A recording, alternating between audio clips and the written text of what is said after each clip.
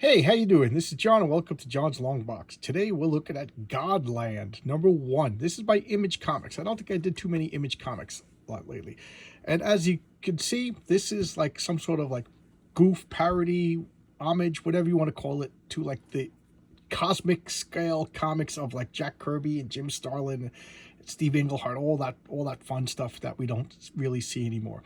This is by Joe Casey, the writer, and Tom Scioli, the artist, and Bill Crabtree and all these other guys doing stuff too. All right, so this is $2.99 Image. I don't know. I'm gonna go right into it. We'll talk about it as we go along. So here's Godland. Tom Scioli, artist, co-creator. Joe Casey, writer, co-creator. Now, I first became aware of Tom Scioli on this comic, and Joe Casey. You know what's funny?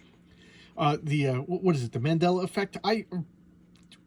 When I was reading this, and like, even a couple of years, I was like, yeah, I'm a big Joe Casey fan. And I just went on Wikipedia because I was like, I misremembered. I thought Joe Casey did a lot more stuff. So I don't really have a bunch of his comics.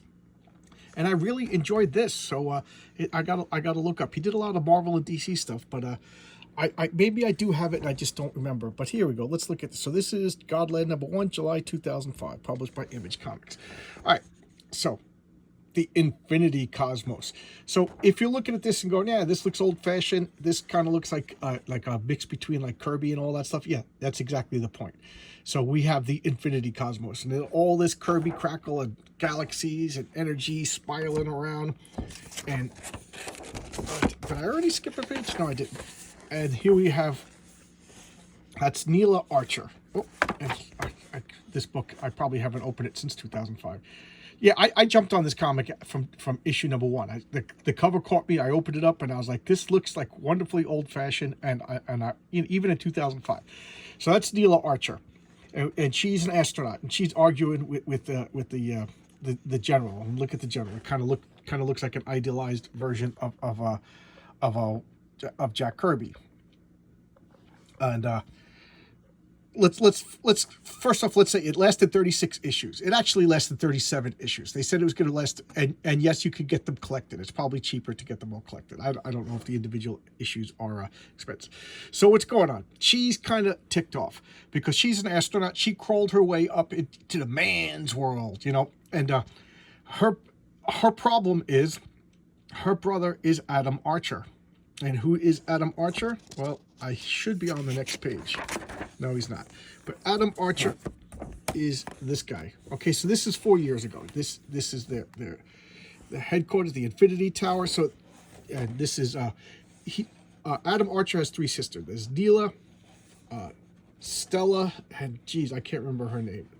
But so Neela is resentful and angry. Why? Because her and Adam went through the academy together to become an astronaut. And I'm trying not to give it away because I forget the order of the okay, so there we go. I'll go back. So this is the present time. Duh. Okay, so she is being stifled. Her career is put on hold. Because she's in the military. She's loyal to the military. She's a good soldier. She's been ordered to watch her brother. Okay?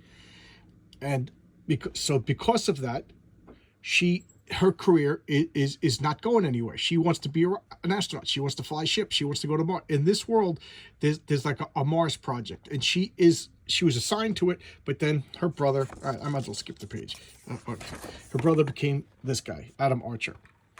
So he is this cosmic powered being. And I'll talk about his origin after the comic if they don't show it. It's been so long since I looked through this. Yeah, I know I'm a mess, but I'm always a mess. So he's got all this, basically the power cosmic. So what is his story? He was also an astronaut, but because he was a man, he went to Mars first. But he never made it to Mars. Instead, he met, I guess I am talking about the origin. He met the Cosmic Fetus Collective.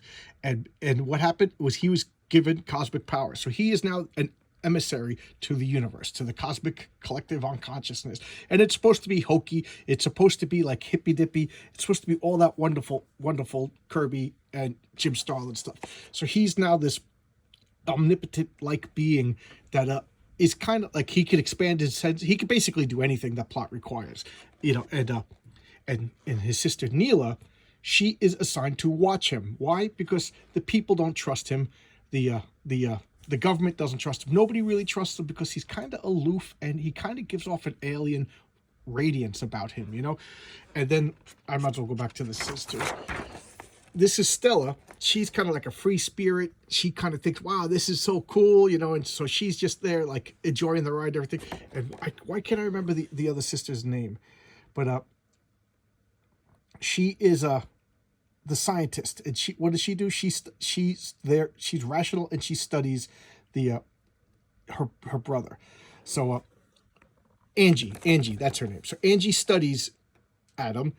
She's just there like riding it all.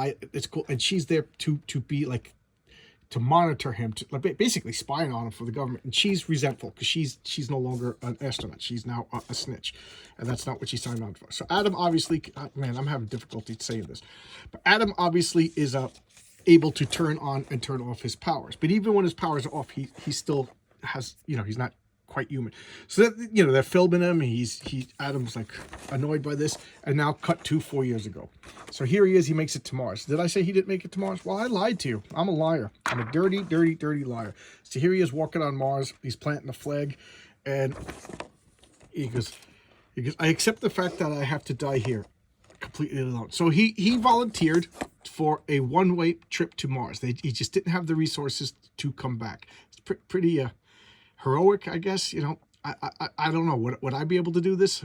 We all think we would want to make that sacrifice, but you know, we all think we're heroes until it's time to be heroic.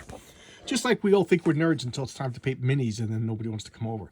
But anyway, he's just explored Mars, and he gets trapped. He's like, I guess I'm dying sooner rather than later. Like, his helmet is cracked. Why am I not dead? And we see some wonderful Kirby-esque machinery. And now we cut to the present. So what's he doing? He's stopping this ecological disaster, and boom, this thing shows up, and it speaks craziness. And he's like, holy moly.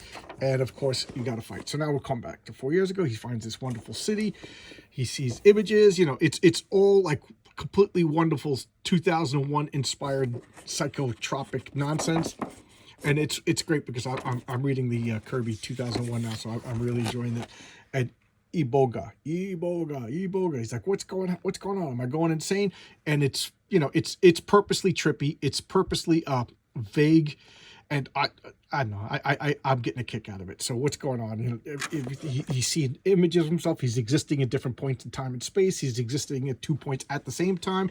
You know, all of that paradoxical stuff. And now we cut to he's fighting this ugly looking thing, energy blasting. This guy's fighting him. It's powering up, and they're just battling in a superheroic battle that you know, it's just on the level of gods. You know, we can't comprehend what they're doing. It's moving at speeds unimaginable, like frequencies unimaginable, and I just really enjoy all this stuff.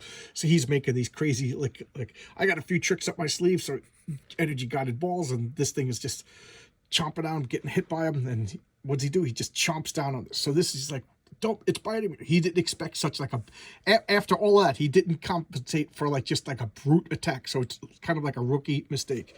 And now, you know, his life is passing before his eyes. We got all this purple nonsense going back to here. He's seeing everything, and this is the Cosmic Fetus Collective. So these are these ultimate beings that are beyond, and they're all linked up, and they form the super intelligence, and they're explaining to him that what he is. He's champion one, the singular travel. And here we cut to the Arctic Circle, this fortress, and of course, what superhero comic would there be without bad guys? So this is Discordia. She's like the mistress of torture, and she's monitoring what's going on. You know, and what is she doing? She's torturing Crashman. And who's Crashman? Crashman is the superhero everybody likes. So he's like the Captain America kind of guy, you know. So Crashman is the preferred superhero, whereas Adam Archer, he's so alien that people kind of distrust him. And we go back to the fight. He breaks free. He starts fighting this ugly old monster. He's fighting him in I guess the Red China. I forget exactly where. And the explosions occur. That ain't gonna happen. And they're facing off as if the battle's starting again. And then what does it do? He goes, Ta-da! My name is Banal Kronos, and I'm here to take your alien quadruped off your head. So this is the main bad guy. I love that. He's just got like a tank in his head. He's just like this floating monstrosity monster. And he is just insane. And what is his motivation? He just wants to get the ultimate high with every breath you take. So there's Banal Kronos, there's the Tormentor, there's Discardia, there's Crashman, Adam Archer, and these are all characters that I think are a lot of fun. I'm not talking. Here's an ad for Invincible.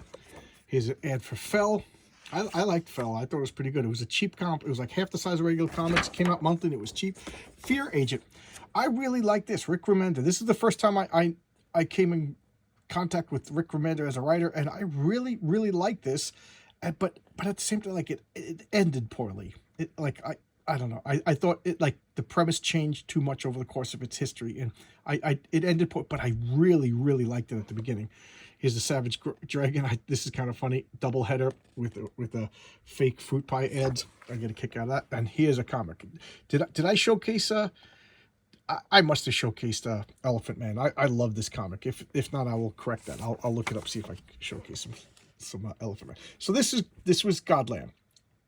There's 37 issues. Why? Because each trade paperback has 6, and then they stuffed the last one just like oversized to have like a cosmic ending. So this is a love letter to all those late 60s, early 70s cosmic stories that they just don't do anymore. It's purposely Kirby-esque, but it's very tongue-in-cheek. It's very self-aware. It's very like goofy and silly, and you just have to just accept it, laugh, and just be like, okay, it's tongue-in-cheek, but these guys do like comics. It's fun, but then there's times when it's serious, when it needs to be serious. It's funny. It's not like this Tiki Wakikiki guy who's directed all the Marvel movies now, kind of like irreverent, jokey, quippy, kind of funny. It's like, I don't know. It's more like, I would say like I don't know, like Monty Python kind of funny. Yeah, it's Monty Python kind of funny. It's as if Jack Kirby was illustrating a Monty Python comic. How's that? I really thought it was a fun, worthwhile read, and it has an arc and an ending. They ended it on their own terms. They finished the story they wanted to tell, and I have a lot of respect for comic books that'll have a beginning, a middle, and an end. There you go. I could gush about this comic book for another 20 minutes, but I think you get the point. Godland. It's really neat. It's really neat. Pick up the first trade. You know, what do you got to lose? All right. I'll see you tomorrow, guys, with another video. I'm starting to get a couple of requests again, so I got to dig out some comics, and I'll do some requests. All right. Thanks a lot. Bye bye.